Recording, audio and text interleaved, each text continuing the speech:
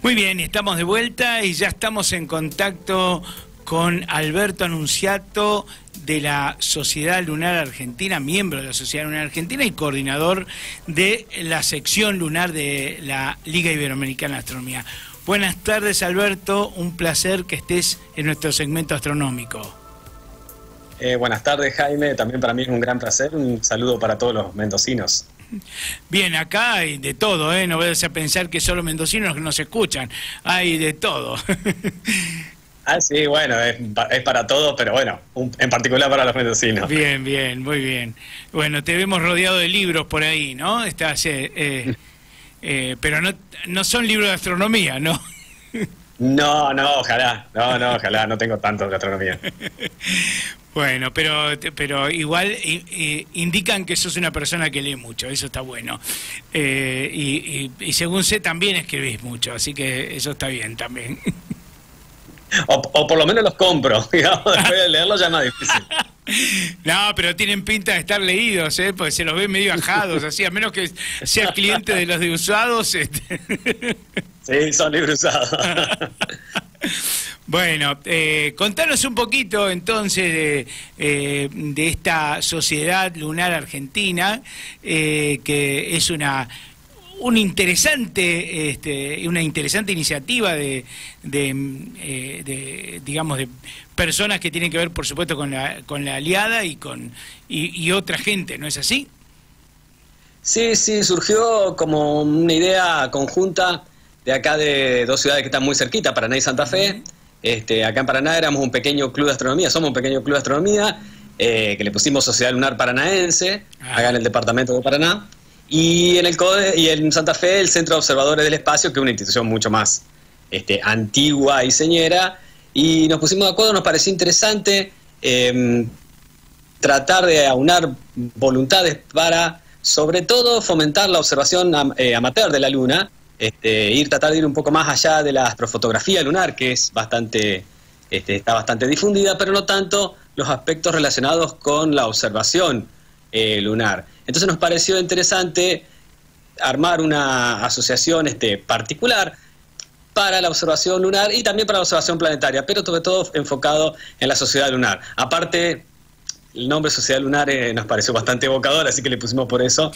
Pero bueno, la idea es esa, es tratar de fomentar la observación planetaria amateur en la medida, observación en el sentido que pueda tener, aunque sea un mínimo valor, para eventualmente que esos datos observacionales puedan ser usados científicamente, ¿no?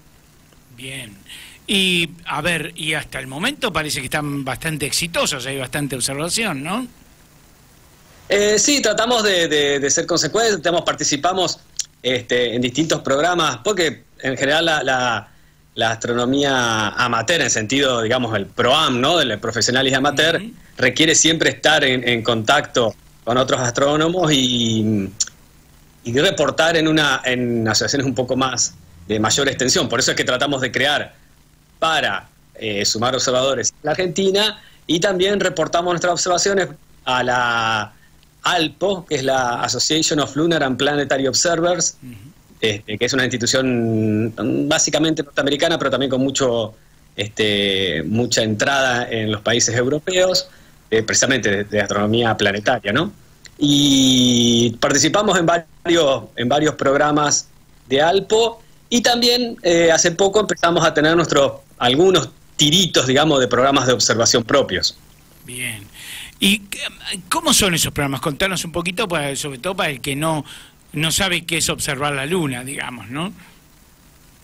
Sí, hay una serie desde los más simples, que es un programa de ALPO, que es un programa que observa 6 cráteres específicamente, por ejemplo, que son los cráteres más nuevos, como Copernicus, Tycho, Herodotus, que son aquellos cráteres los que se sospecha que podría haber algún tipo de cambio geológico.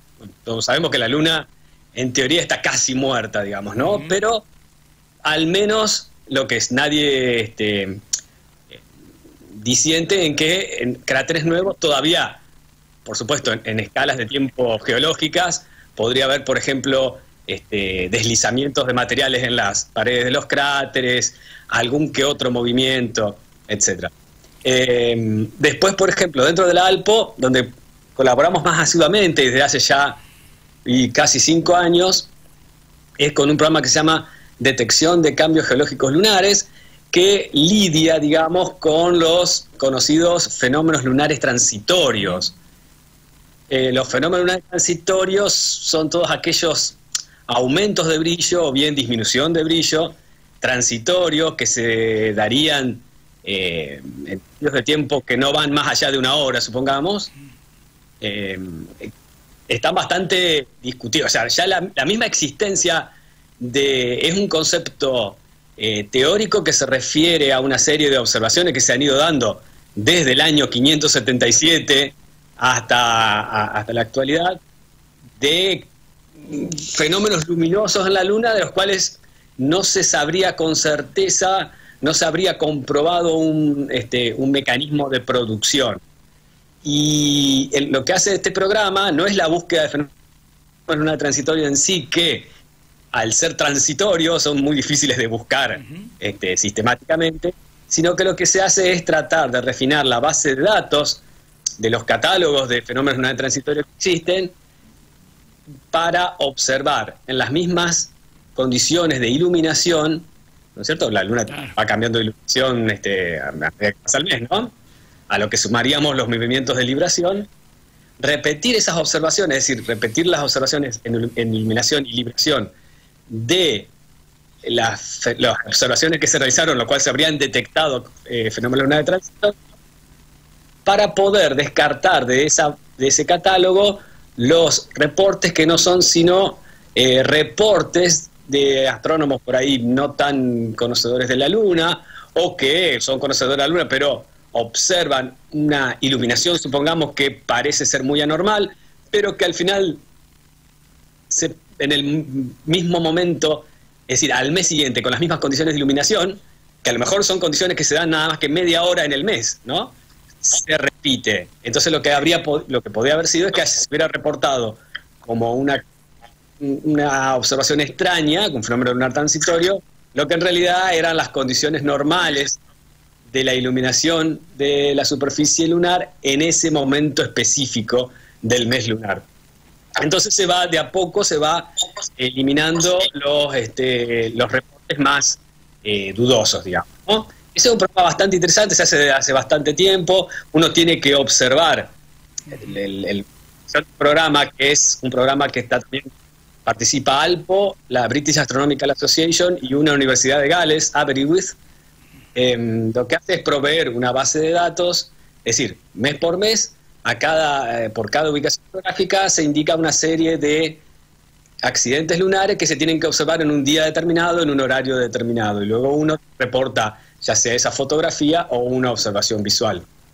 Bien, fantástico, es re interesante.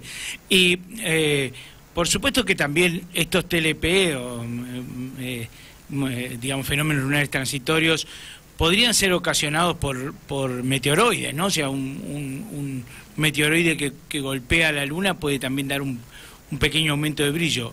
¿Es cierto esto? Sí, claro.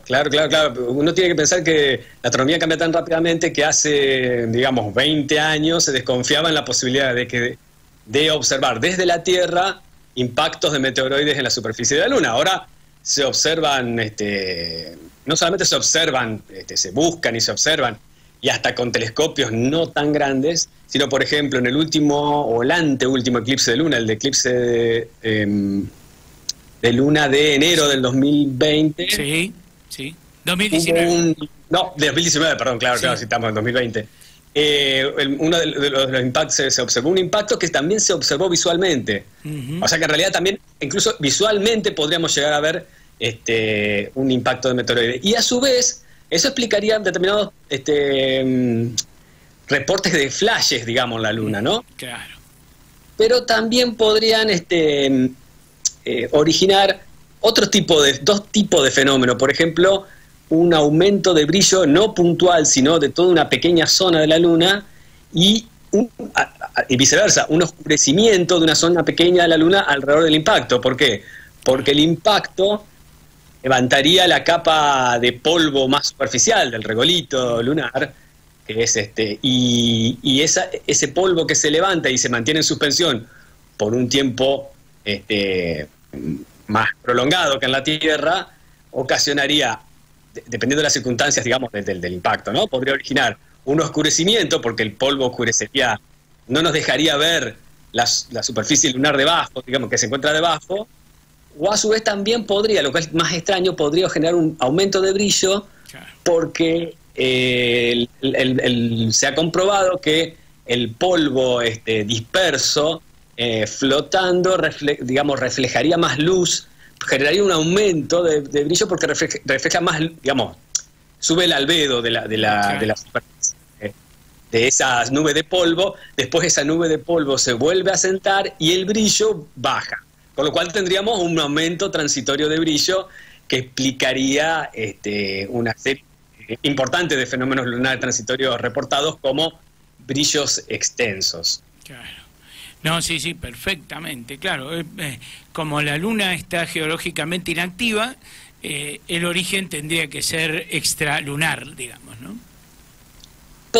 Ahí está lo interesante, es decir, eso es de por sí. Lo que está discutido, y es bastante interesante, porque una polémica actual, es la posibilidad de que haya algún tipo de actividad geológica o actividad volcánica, digamos, residual, porque se ha comprobado que hay lunamotos, que son de muy poca magnitud, pero que existen, y esos lunamotos podrían generar, esto es una teoría que, bueno, que habría que comprobarla, podrían generar escapes de gas que sí se han comprobado, hacia la superficie de la Luna, que sí se han comprobado por alguna sonda como la Lunar Prospector, que ha comprobado que en algunos lugares se ha producido escapes de gas radón, que también es trazador de actividad volcánica. Claro.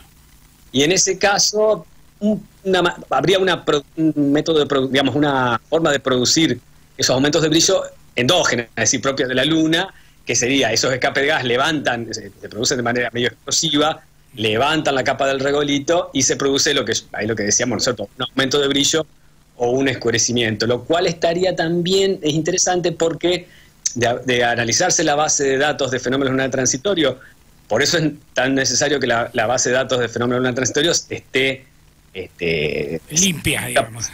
Exactamente, porque analizándola se ha detectado que no se producen al azar en cualquier lado de la superficie lunar, sino que tienden a producirse en determinadas zonas que tienen a su vez características geológicas que podrían estar relacionadas con escape de gas, es decir, zonas donde están en las paredes de los cráteres donde se producen grietas, en la unión de las tierras altas con los mares, con lo cual zonas donde la corteza sería más débil y permitiría el escape de gas. Bien, perfecto. Sí, no, está muy claro y coherente, además, realmente. Qué interesante pensar que uno diría, la Luna está acá a la vuelta, podemos mandar sondas en forma más o menos regular, porque inclusive ya hay sondas de chinos, de la India, de Estados Unidos, de Rusia, o sea, hay una cantidad de países que ya han, creo que Japón también, hay una cantidad de países que mandan sondas y todo eso, y sin embargo hay un campo de observación y de colaboración PROAM, ¿no? Como bien dijiste, amateur profesional, que riquísimo, con una diversidad de posibilidades enorme. Fantástico es esto. Sí, la verdad que sí. Incluso, por ejemplo, nosotros tenemos un programa, entre los programas propios, un programa entre la Sociedad Lunar y la Asociación Aficionada a la Astronomía de Uruguay, programa de observación de cráteres con rayos brillantes, que son los cráteres más nuevos, podríamos decir, de la Luna, que los cuales todavía se conserva y el clima espacial no ha borrado los rayos que son la eyección de los materiales, ¿no? Y en eso, como en general uno ve las fotos de las imágenes que toman las sondas, que obviamente no hay manera de compararle, los estudios geológicos son fundamentales, pero por ejemplo para observar cómo ese material más nuevo se distribuye sobre la superficie de la Luna, se necesita de observaciones desde la Tierra, porque en general las ondas no terminan percibiendo esos materiales. Sí podrían analizar geológicamente en la superficie, lo cual sería ideal, y lo cual pasó en la misión Apolo 12, donde descubrieron un rayo de Copérnico, digamos, como analizaron el suelo que correspondía a un rayo de Copérnico, ¿no? Pero también hay no solamente relacionado con los fenómenos lunares transitorios, sino también con observación de cráteres ya conocidos, pero que aún siguen generando necesidad de observación para poder analizar cómo se distribuyen en la superficie de acuerdo a si la zona es montañosa, es lisa, de acuerdo a cuándo aparece en ese sistema, porque uno puede ver, por ejemplo, el cráter más conocido como Copérnico, Tycho, que cuando está muy cerca del terminal 1 no ve ningún tipo de material eyectado, y cuando es la luna llena, época en que astrónomos odian, y nosotros aprovechamos la luna llena para tratar de ver los cráteres con rayo brillante, entre nosotros acá en Argentina y desde el Uruguay, la AAA y también la Sociedad Astronómica Octante. Claro. Buenísimo, realmente, y tendrían que involucrar a otros aficionados latinoamericanos. Hay mucha gente en Latinoamérica que puede observar y que tiene inclusive condiciones mejores que las de ustedes en términos de, qué sé yo, cuando hablamos de gente que está en La Puna o en Chile, que tienen condiciones meteorológicas mejores, había que involucrarlos, hay que convencerlos, hay que hacer toda digamos una cruzada para juntar más observadores, ¿no? Así es, nosotros siempre estamos rogando por observaciones. Igual dentro de todo de a poco vamos generando, o sea, a nivel Sociedad Lunar y a nivel LIADA, contamos con bastante gente de observación que observa desde Uruguay, desde Bolivia, claro. Hay gente de Colombia, y acá en Argentina hemos ido sumando. Pero bueno, hay que hacer una cruzada, para porque hay mucha gente que saca imágenes espectaculares de la Luna, y que por ahí lo que terminan circulando, que es totalmente legítimo, ¿no es cierto?, es a nivel astrofotográfico. Pero nosotros estamos tratando siempre de mendigando, digamos, que esas fotos, pero que se provean con un mínimo de datos, que es, por ejemplo, el instrumental y sobre todo el día y la hora, para poder ubicar esa imagen dentro de ese mes lunar, ¿no? Pero bueno, de a poco estamos tratando de generar nuevos observadores que aprovechen su pasión por la astrofotografía para sumar sus imágenes que se puedan transformar en observaciones.